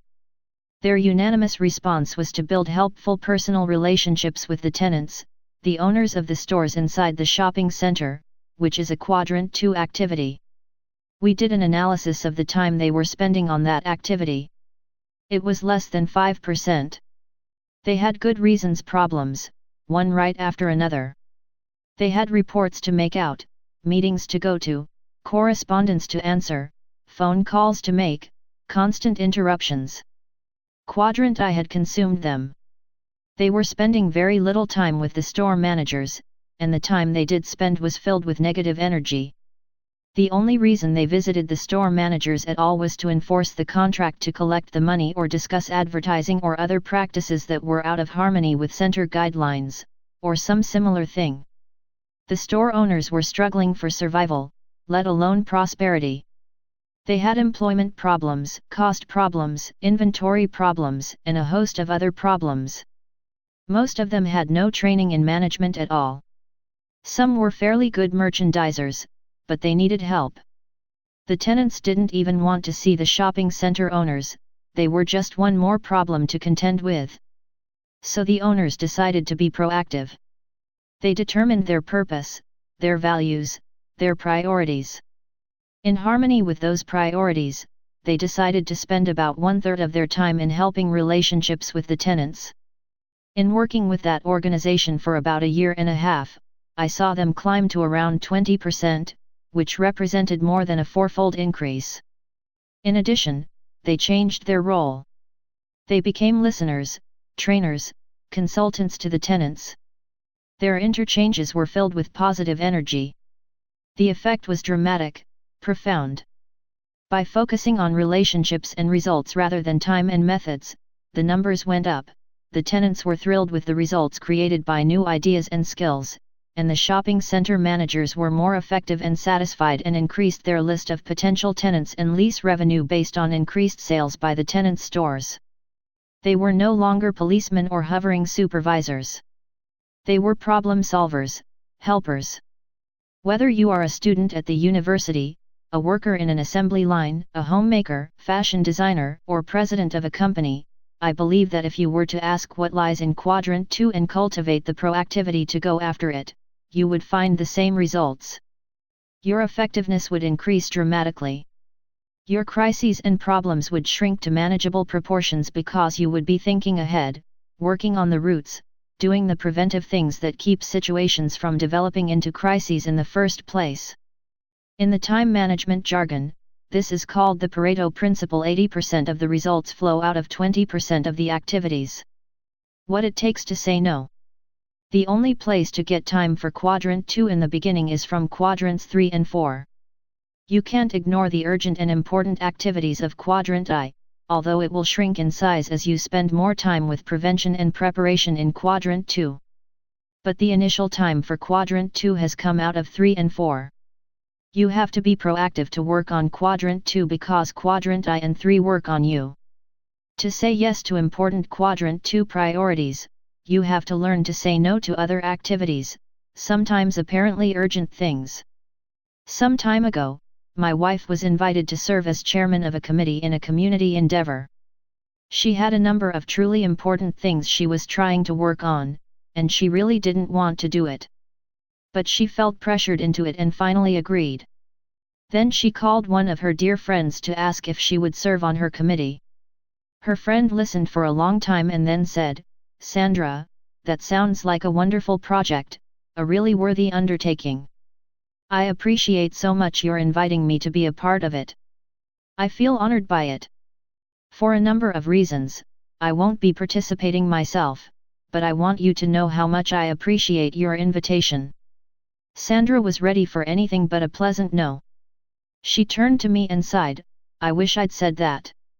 I don't mean to imply that you shouldn't be involved in significant service projects. Those things are important. But you have to decide what your highest priorities are and have the courage pleasantly, smiling, non-apologetically to say no to other things. And the way you do that is by having a bigger yes burning inside. The enemy of the best is often the good. Keep in mind that you are always saying no to something. If it isn't to the apparent, urgent things in your life, it is probably to the more fundamental, highly important things.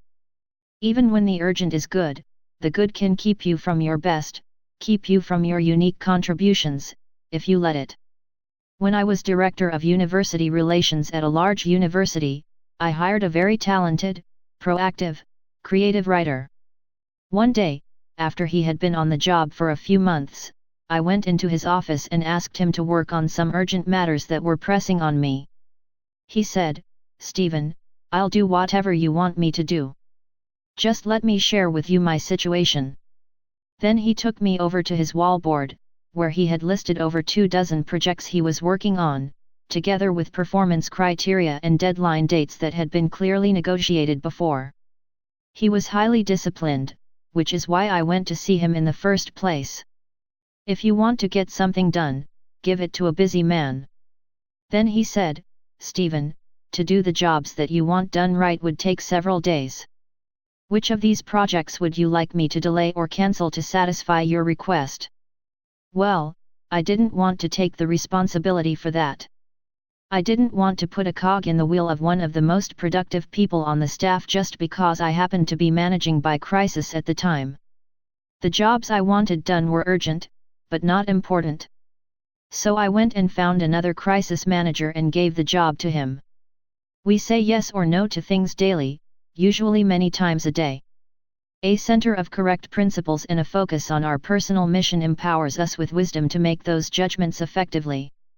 As I work with different groups, I tell them that the essence of effective time and life management is to organize and execute around balanced priorities.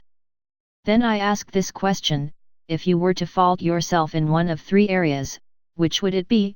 1. The inability to prioritize. 2. The inability or desire to organize around those priorities. Or, 3. The lack of discipline to execute around them, to stay with your priorities and organization? Most people say their main fault is a lack of discipline. On deeper thought, I believe that is not the case. The basic problem is that their priorities have not become deeply planted in their hearts and minds. They haven't really internalized habit 2. There are many people who recognize the value of quadrant 2 activities in their lives, whether they identify them as such or not. And they attempt to give priority to those activities and integrate them into their lives through self-discipline alone. But without a principle center and a personal mission statement, they don't have the necessary foundation to sustain their efforts. They're working on the leaves, on the attitudes and the behaviors of discipline, without even thinking to examine the roots, the basic paradigms from which their natural attitudes and behaviors flow. A quadrant 2 focus is a paradigm that grows out of a principle center. If you are centered on your spouse, your money, your friends, your pleasure, or any extrinsic factor, you will keep getting thrown back into quadrants I and 3, reacting to the outside forces your life is centered on. Even if you are centered on yourself, you'll end up in I and 2 reacting to the impulse of the moment. Your independent will alone cannot effectively discipline you against your center. In the words of the architectural maxim, form follows function. Likewise, management follows leadership. The way you spend your time is a result of the way you see your time and the way you really see your priorities. If your priorities grow out of a principle center and a personal mission, if they are deeply planted in your heart and in your mind, you will see quadrant 2 as a natural, exciting place to invest your time.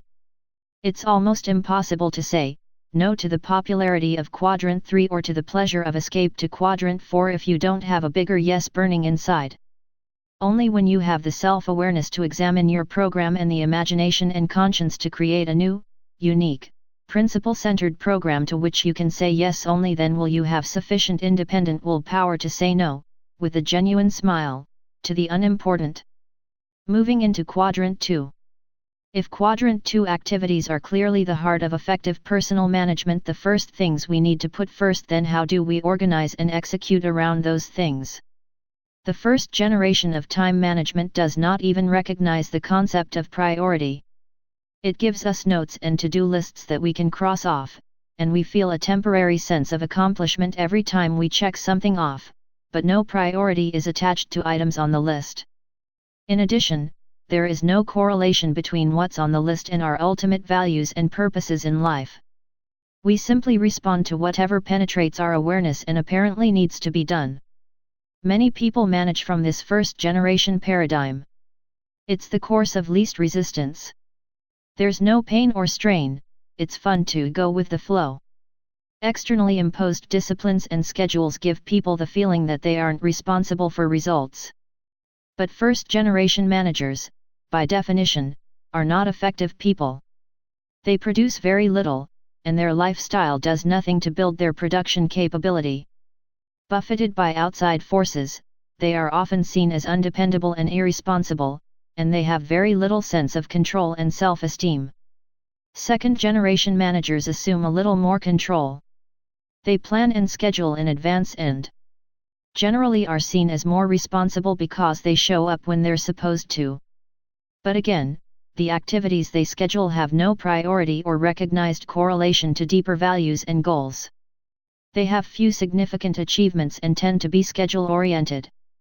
Third-generation managers take a significant step forward. They clarify their values and set goals. They plan each day and prioritize their activities. As I have said, this is where most of the time management field is today.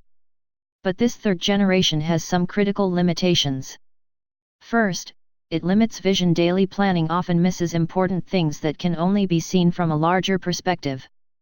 The very language daily planning focuses on the urgent, the now. While third generation prioritization provides order to activity, it doesn't question the essential importance of the activity in the first place. It doesn't place the activity in the context of principles, personal mission, roles, and goals.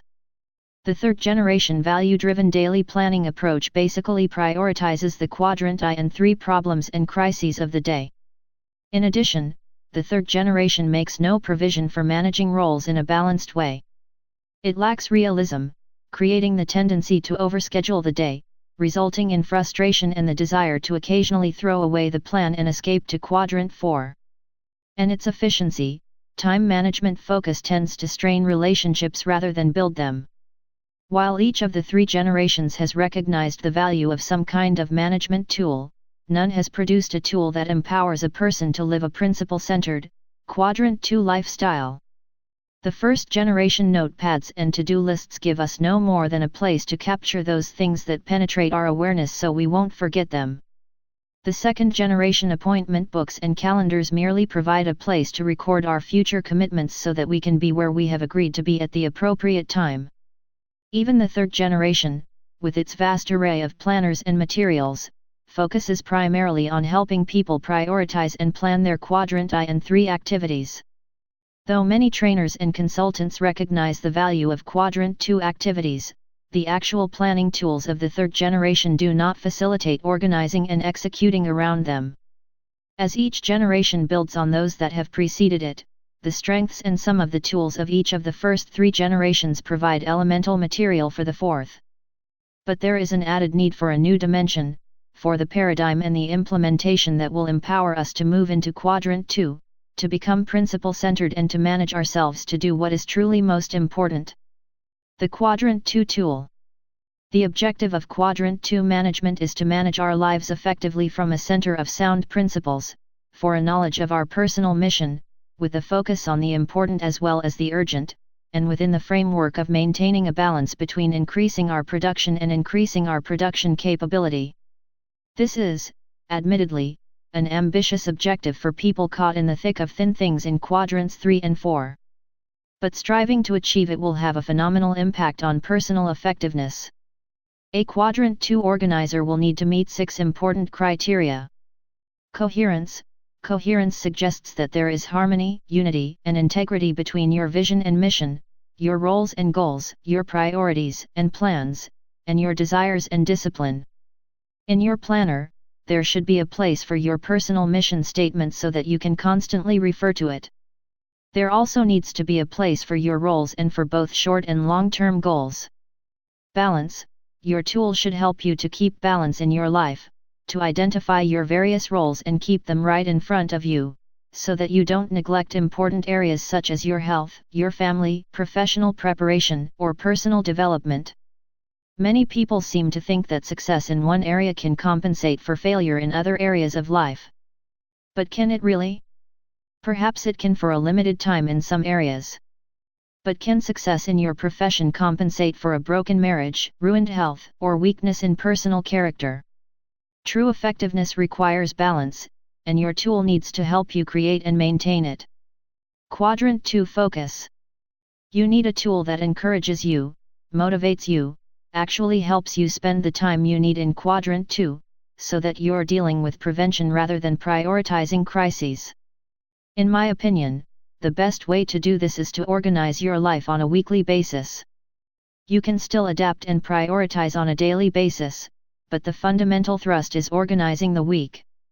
Organizing on a weekly basis provides much greater balance and context than daily planning. There seems to be implicit cultural recognition of the week as a single, complete unit of time. Business, education, and many other facets of society operate within the framework of the week, designating certain days for focused investment and others for relaxation or inspiration. The basic Judeo-Christian ethic honors the Sabbath, the one day out of every 7 set aside for uplifting purposes. Most people think in terms of weeks. But most third-generation planning tools focus on daily planning. While they may help you prioritize your activities, they basically only help you organize crises and busy work. The key is not to prioritize what's on your schedule, but to schedule your priorities. And this can best be done in the context of the week. A people dimension. You also need a tool that deals with people, not just schedules. While you can think in terms of efficiency in dealing with time, a principle-centered person thinks in terms of effectiveness in dealing with people. There are times when principle-centered Quadrant 2 living requires the subordination of schedules to people. Your tool needs to reflect that value, to facilitate implementation rather than create guilt when a schedule is not followed. Flexibility. Your planning tool should be your servant, never your master. Since it has to work for you, it should be tailored to your style, your needs, your particular ways. Portability. Your tool should also be portable, so that you can carry it with you most of the time. You may want to review your personal mission statement while riding the bus. You may want to measure the value of a new opportunity against something you already have planned. If your organizer is portable, you will keep it with you so that important data is always within reach. Since Quadrant 2 is the heart of effective self-management, you need a tool that moves you into Quadrant 2. My work with the 4th generation concept has led to the creation of a tool specifically designed according to the criteria listed above. But many good 3rd generation tools can easily be adapted. Because the principles are sound, the practices or specific applications can vary from one individual to the next. Becoming a Quadrant 2 self-manager. Although my effort here is to teach principles, not practices, of effectiveness, I believe you can better understand the principles and the empowering nature of the 4th generation if you actually experience organizing a week from a principle-centered, Quadrant 2 base. Quadrant 2 organizing involves 4 key activities. Identifying roles. The first task is to write down your key roles. If you haven't really given serious thought to the roles in your life, you can write down what immediately comes to mind. You have a role as an individual. You may want to list one or more roles as a family member, a husband or wife, mother or father, son or daughter, a member of the extended family of grandparents, aunts, uncles, and cousins. You may want to list a few roles in your work, indicating different areas in which you wish to invest time and energy on a regular basis. You may have roles in church or community affairs. You don't need to worry about defining the roles in a way that you will live with for the rest of your life. Just consider the week and write down the areas you see yourself spending time in during the next 7 days. Here are 2 examples of the way people might see their various roles. 1 individual. 2 husband/father. 3 manager new products. 4 manager research. 5 manager staff dev. 6 manager administration.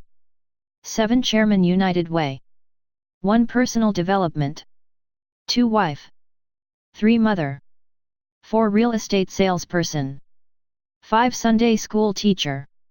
6 symphony board member. Selecting goals. The next step is to think of 2 or 3 important results you feel you should accomplish in each role during the next 7 days. These would be recorded as goals. At least some of these goals should reflect Quadrant 2 activities. Ideally, these short-term goals would be tied to the longer-term goals you have identified in conjunction with your personal mission statement. But even if you haven't written your mission statement, you can get a feeling, a sense, of what is important as you consider each of your roles and 2 or 3 goals for each role. Scheduling. Now you look at the week ahead with your goals in mind and schedule time to achieve them. For example, if your goal is to produce the first draft of your personal mission statement, you may want to set aside a 2-hour block of time on Sunday to work on it. Sunday, or some other day of the week that is special to you, your faith, or your circumstances, is often the ideal time to plan your more personally uplifting activities, including weekly organizing. It's a good time to draw back, to see inspiration, to look at your life in the context of principles and values. If you set a goal to become physically fit through exercise, you may want to set aside an hour 3 or 4 days during the week, or possibly every day during the week, to accomplish that goal. There are some goals that you may only be able to accomplish during business hours, or some that you can only do on Saturday when your children are home. Can you begin to see some of the advantages of organizing the week instead of the day? Having identified roles and set goals, you can translate each goal to a specific day of the week, either as a priority item or, even better, as a specific appointment. You can also check your annual or monthly calendar for any appointments you may have previously made and evaluate their importance in the context of your goals, transferring those you decide to keep to your schedule and making plans to reschedule or cancel others. As you study the following weekly worksheet, observe how each of the 19 most important, often Quadrant 2, goals has been scheduled or translated into a specific action plan. In addition, notice the box labeled Sharpen the Saw trademark that provides a place to plan vital renewing Quadrant 2 activities in each of the 4 human dimensions that will be explained in Habit 7. Even with time set aside to accomplish 19 important goals during the week, look at the amount of remaining unscheduled space on the worksheet. As well as empowering you to put first things first, Quadrant 2 weekly organizing gives you the freedom and the flexibility to handle unanticipated events, to shift appointments if you need to savor relationships and interactions with others, to deeply enjoy spontaneous experiences, knowing that you have proactively organized your week to accomplish key goals in every area of your life. Daily adapting. With Quadrant 2 weekly organizing, daily planning becomes more a function of daily adapting, or prioritizing activities and responding to unanticipated events, relationships, and experiences in a meaningful way. Taking a few minutes each morning to review your schedule can put you in touch with the value-based decisions you made as you organized the week as well as unanticipated factors that may have come up. As you overview the day, you can see that your roles and goals provide a natural prioritization that grows out of your innate sense of balance. It is a softer, more right-brain prioritization that ultimately comes out of your sense of personal mission. You may still find that the third generation A, B, C or 1, 2, 3 prioritization gives needed order to daily activities. It would be a false dichotomy to say that activities are either important or they aren't. They are obviously on a continuum, and some important activities are more important than others. In the context of weekly organizing, third generation prioritization gives order to daily focus. But trying to prioritize activities before you even know how they relate to your sense of personal mission and how they fit into the balance of your life is not effective. You may be prioritizing and accomplishing things you don't want or need to be doing at all. Can you begin to see the difference between organizing your week as a principle-centered, Quadrant 2 manager and planning your days as an individual centered on something else? Can you begin to sense the tremendous difference the Quadrant 2 focus would make in your current level of effectiveness? Having experienced the power of principle-centered Quadrant 2 organizing in my own life and having seen it transform the lives of hundreds of other people, I am persuaded it makes a difference, a quantum positive difference. And the more completely weekly goals are tied into a wider framework of correct principles and into a personal mission statement, the greater the increase in effectiveness will be. Living it. Returning once more to the computer metaphor, if Habit 1 says you're the programmer and Habit 2 says write the program, then Habit 3 says run the program, live the program. And living it is primarily a function of our independent will, our self-discipline, our integrity, and commitment not to short-term goals and schedules or to the impulse of the moment, but to the correct principles and our own deepest values, which give meaning and context to our goals, our schedules, and our lives. As you go through your week, there will undoubtedly be times when your integrity will be placed on the line. The popularity of reacting to the urgent but unimportant priorities of other people in Quadrant 3 or the pleasure of escaping to Quadrant 4 will threaten to overpower the important Quadrant 2 activities you have planned. Your principle center, your self-awareness, and your conscience can provide a high degree of intrinsic security, guidance, and wisdom to empower you to use your independent will and maintain integrity to the truly important. But because you aren't omniscient, you can't always know in advance what is truly important. As carefully as you organize the week, these will be times when, as a principle-centered person, you will need to subordinate your schedule to a higher value. Because you are principle-centered, you can do that with an inner sense of peace. At one point, one of my sons was deeply into scheduling and efficiency. One day he had a very tight schedule, which included down-to-the-minute time allocations for every activity, including picking up some books, washing his car, and dropping Carol, his girlfriend, among other things. Everything went according to schedule until it came to Carol. They had been dating for a long period of time, and he had finally come to the conclusion that a continued relationship would not work out.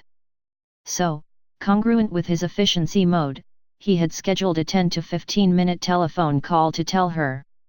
But the news was very traumatic to her. 1.5 hours later, he was still deeply involved in a very intense conversation with her. Even then, the one visit was not enough. The situation was a very frustrating experience for them both. Again, you simply can't think efficiency with people. You think effectiveness with people and efficiency with things. I've tried to be efficient with a disagreeing or disagreeable person and it simply doesn't work. I've tried to give 10 minutes of quality time to a child or an employee to solve a problem, only to discover such efficiency creates new problems and seldom resolves the deepest concern. I see many parents, particularly mothers with small children, often frustrated in their desire to accomplish a lot because all they seem to do is meet the needs of little children all day. Remember, frustration is a function of our expectations, and our expectations are often a reflection of the social mirror rather than our own values and priorities. But if you have habit 2 deep inside your heart and mind, you have those higher values driving you. You can subordinate your schedule to those values with integrity. You can adapt, you can be flexible. You don't feel guilty when you don't meet your schedule or when you have to change it. Advances of the fourth generation. One of the reasons why people resist using third-generation time management tools is because they lose spontaneity, they become rigid and inflexible. They subordinate people to schedules because the efficiency paradigm of the third generation of management is out of harmony with the principle that people are more important than things. The fourth generation tool recognizes that principle. It also recognizes that the first person you need to consider in terms of effectiveness rather than efficiency is yourself. It encourages you to spend time in Quadrant 2, to understand and center your life on principles, to give clear expression to the purposes and values you want to direct your daily decisions. It helps you create balance in your life. It helps you rise above the limitations of daily planning and organize and schedule in the context of the week. And when a higher value conflicts with what you have planned, it empowers you to use your self-awareness and your conscience to maintain integrity to the principles and purposes you have determined are most important. Instead of using a roadmap, you're using a compass.